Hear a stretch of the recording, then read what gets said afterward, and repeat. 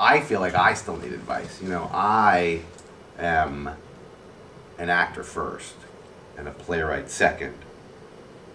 Um, and so I approach playwriting as an actor. Um, and when I write, I play all the parts in my head. Uh, I overwrite, uh, she cries here or he laughs here. It's the stuff, not that, I don't know how to write a play, essentially. I know how to act in a play. And so I basically act out the whole play and have to see it all in my head before I can show anybody else. And so I feel like I can only give advice to actors as far as wanting to write a play. Meaning, if you're an actor, you owe it to yourself to try to write a play.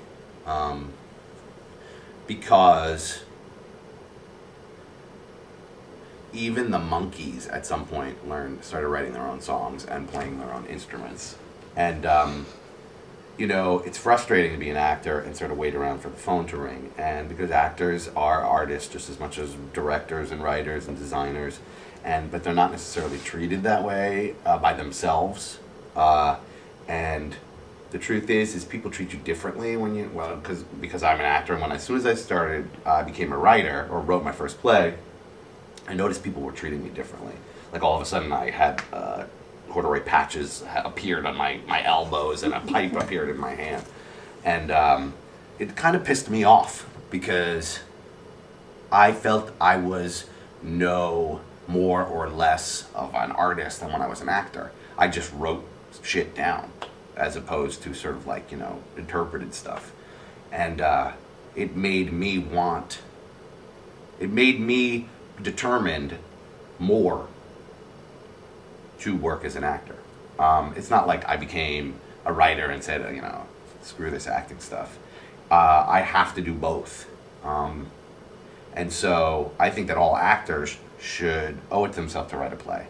And, most actors only know actors. And so you have guarantee you have plenty of actor friends, and you grab them and you put on the play in your living room.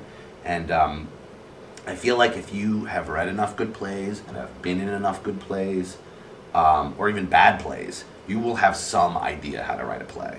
That's really my experience. I've acted in a gazillion plays. I've read probably 2 gazillion plays.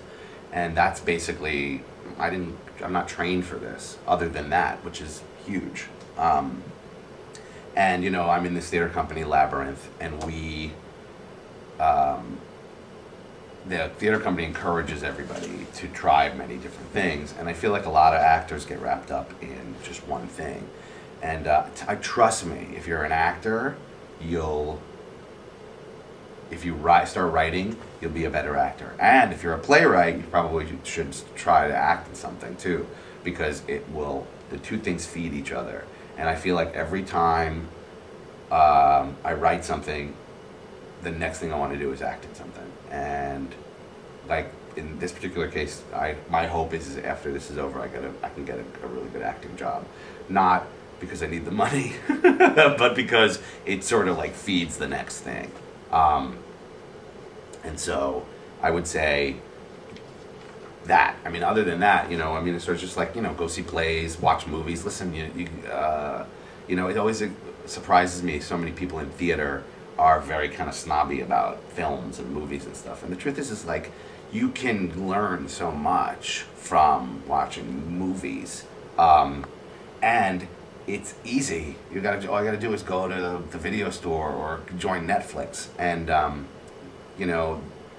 there's too much of a separation between the two things. It's sort of like, it's very similar. The only difference is movies have already happened. You're watching them already happen, and theater is happening in front of you. But the truth is I would rather watch a bad movie than a mediocre play. And again, if you ask me what inspired this play, it's like music and literature and movies and a good cheeseburger. You know what I mean? It's sort of like, it's not necessarily theater. Although that's what I do. I act in plays, I write plays.